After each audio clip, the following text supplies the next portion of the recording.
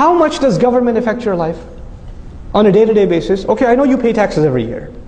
I understand that. But other than that, on a daily basis, what influence does government have on your life? The major things that are in this country, for example, the way you think about fashion, the way you think about what's success and failure, your mentality, you know it doesn't come from the government. It all comes from the private sector. It comes from the entertainment industry and the academia and the major corporations that are selling products to us and driving the advertising and even the medical research and all the research universities funded by private organizations. In other words, the vast majority of things that influence you on a day-to-day basis don't come from government. Where do they come from? Well, what I like to call the private sector. They come from the private sector. If Muslims understood that, you know what we would be worried about? If you really want to take over society, you know what you should be taking over? The private sector. Open field. The Muslims haven't even begun to touch how many Muslims in media. More powerful than government today is what? The media can change the course of elections. The media can get a president impeached. The media can do crazy things. The media can say things like horrible, terrible things like Obama's Muslim. Right?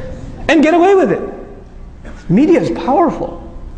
Academia, universities shape the minds of the pillars of this society.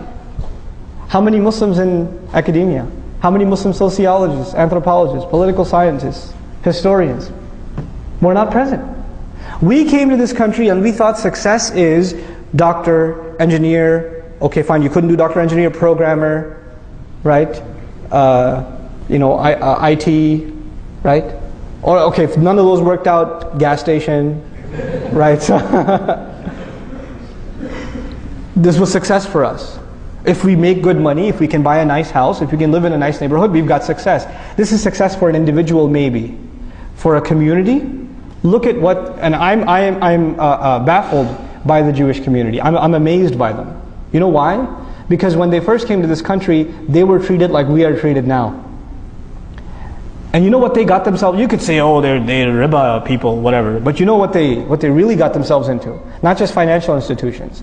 Entertainment, literature, academics, virtually any major university in the country, a significant proportion of the faculty is Jewish. That's a norm. It's normal, you know. So they became the deep fabric of this country. So it's so much so that they're untouchable. Muslims didn't. We became skilled labor. That's all we are. Even if you're a doctor, even if you're an engineer, in the end, you're just a highly skilled worker. You're not someone who influences minds or causes ripples in society. You're not. You know, you're just a better consumer. So you buy a more expensive car. So I guess you're adding to the economy a little bit, but you're not a mover and shaker. You're not an influencer of minds. You understand? So Muslims, we have to understand, to penetrate this society, we need to enter the private sector. To enter the private sector, we need to be in major positions in universities all over this country. If you're not entering into this is the game. You got to enter the game. You know, the messenger challenges the poets. The poets of our time are the academics. You got to enter the game. You know, we're not even in it. We're bubbled by ourselves. So this is a very big thing that we need to enter.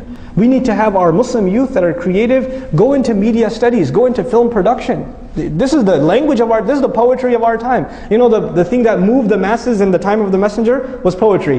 What moves us today is YouTube, right? We need people that are actually qualified in film production, sociologists, not just psychologists, but even like historians, Muslim historians. We need them. We don't have them. These are things that become the fabric of a society. And the other thing we need is huge, massive Walmart-sized businesses. Not just run by individuals, but they're these massive organizations that are funding entire projects. So for example, I'll give you a secular example like the Bill and Melinda Gates Foundation from Microsoft, right? They give so many endowments to schools across the country and help out and things like that. Muslims need to have institutions like that. That don't just help Muslim institutions, they help America in general. They help America at large. Why should we do this? Because then we become a fabric of this society. They can't talk about us like they do now. And inshallah ta'ala, hopefully the purpose of a community is some people are good at some things, others are good at other things. We manage our resources and people get involved in projects that are trying to build one part of the solution, others another part of the solution. And it's all syncing and coming together cohesively. That's what we need, that's the point we need to get.